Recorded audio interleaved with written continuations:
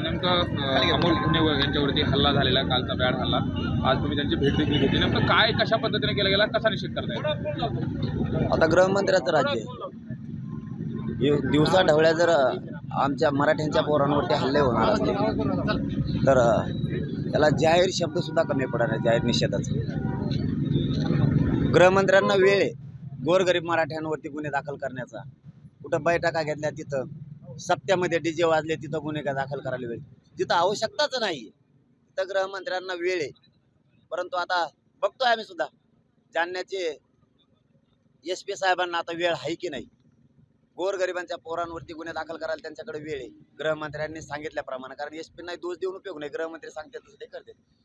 आता बघूया त्या गरीब लेकराच्या वरती हल्ला झालाय, जीव घेणा हल्ला त्याच्यावरती झाला. गरीबाचं लेकर त्याला संरक्षणाची गरज आहे. आता गृहमंत्री खरंच आता ते आरोपी पकडायला लावतेत का? मराठ्यांच्या पोराला न्याय देतेत का तेच घडून आणायला लावतेत? हे सुद्धा आम्हाला आता शंका येऊ शकते. त्यांनी जर आरोपींना नाही पकडलं किंवा त्या पोरांना आमच्या अमोल खुनेंना नाही संरक्षण दिलं तर. कारण त्याच्यावरती इतका भ्याड हल्ला झाला रात्री की गृहमंत्र्याचं राज्य. गृहमंत्री स्वतःला सांगतायत माझं राज्य आता खूप व्यवस्थित चाललंय. दिवसा ढवळ्या जर लोकांचे इकडं डोके फोडले गेलेत, त्यांचा जीव जाण्याची वेळ आली. आता इथे पोरगा हॉस्पिटलमध्ये आहे. मी जाहीरपणानं त्याचा निषेध करतो पण लक्षात येऊ द्या, आमच्या लक्षात येऊ द्या हल्ला करणारा कोण आहे आणि गृहमंत्री सापडे का याची मात्र आम्ही वाट बघतोय. गृहमंत्री बघूयात आता वेळ गोरगरीब महिलांवरती गुन्हे दाखल करायला वेळ आहे त्यांना मराठ्यांच्या. आता त्या मराठ्यांच्या लेकराला न्याय मिळतोय की नाही? माझं तरी म्हणणं आहे गृहमंत्र्यांच्या काळात मराठ्यांना न्याय मिळणारच नाही. मराठ्यांवरती असाच अन्याय जाणून बुजून ते काही ओबीसी नेत्यांचं ऐकून करणार आहे. त्यांचं आतापर्यंत फक्त मराठ्यांना गृहीत धरलं गेलं.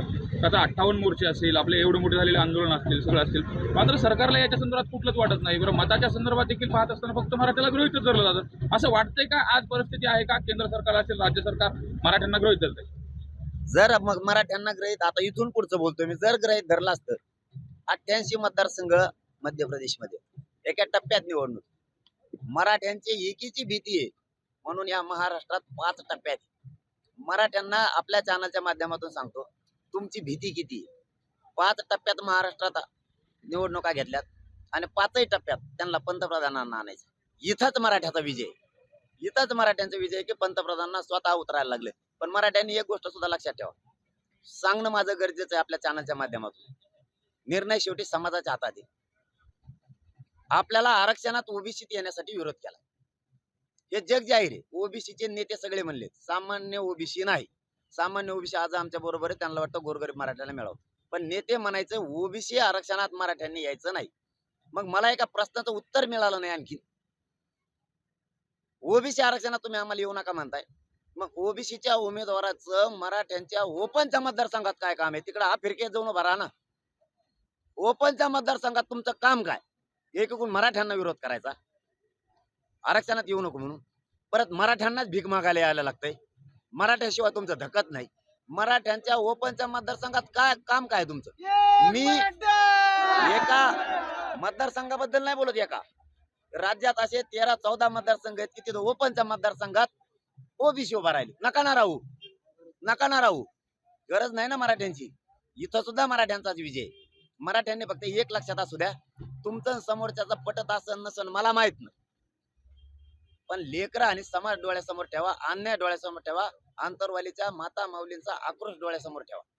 समोरचा कोणचाही असो, मात्र मराठा आरक्षणाला विरोध करणाऱ्याला सोडू नका. तुम्ही सुद्धा महाराष्ट्राच्या विविध भागात भेटी देताय, एकंदरीत काय वातावरण आहे, काय नेमकं चित्र दिसतंय तुम्हाला महाराष्ट्रात? नाही, मी नाही आहे या निवडून, मी बदलत नाही कधीच. कोण निवडून येणार कोण पडणार हे आता मराठ्यांच्या हातात, समाजाच्या हातात आहे, माझ्या नाहीये. मी बाजूला आहे. पण एक खरं आहे की मी मराठा समाजाला एक सांगितलेलं आहे, पाडणारे सुद्धा बना, पाडण्यात खूप मोठा विजय. उभाच राहावं असं काही नाही. या राज्यात आम्ही एकही अपक्ष उमेदवार दिलेला नाही. कोणी आंदोलनाचा फायदा घेऊन उभा पण नाही राहायचं.